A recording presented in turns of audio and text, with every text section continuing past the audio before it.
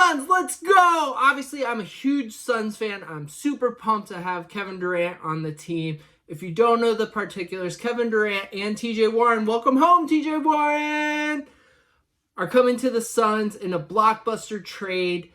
Mikal Bridges, Cam Johnson, Jay Crowder, 4 first-round picks, 23, 25, 27, 29, all unprotected, little dangerous, and a pick swap in 2028 going to the Nets. Obviously, it's a huge trade for the Suns. They immediately go into win-now mode. There's a 2-year window for the Suns that they have in order to make this happen due to Chris Paul's contract and the fact that the way the salary cap's going to work out. When Chris Paul's contract is up, you're going to be paying Devin Booker, Kevin Durant, and DeAndre Ayton almost $140 million combined. How are you going to fill out the bench for when you have that much committed to those 3 players? Matt Ishbia, in his first day as Suns owner, made the all-in move, going for the win right now, trying to get this championship while Chris Paul's window is still open. You know, you have the 3 of them are really kind of off injured a lot, so it'll be really interesting to see how they balance that with the rest of the rotation, as the Suns don't have a ton of depth now, losing their 2 main wings that they use for offense and defense. They're both great 3-and-D players.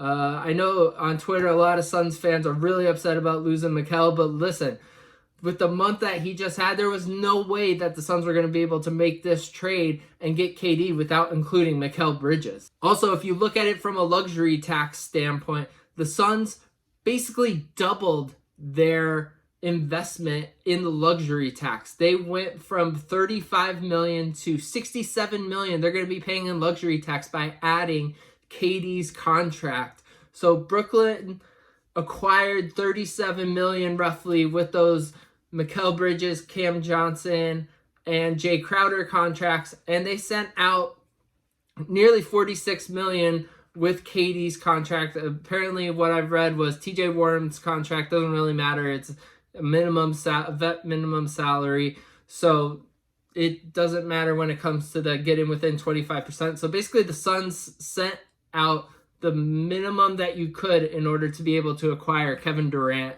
in his contract. Looking at the Suns depth chart, it's pretty thin after you get past the top 4 players, but it's arguably the best 4 in the NBA right now.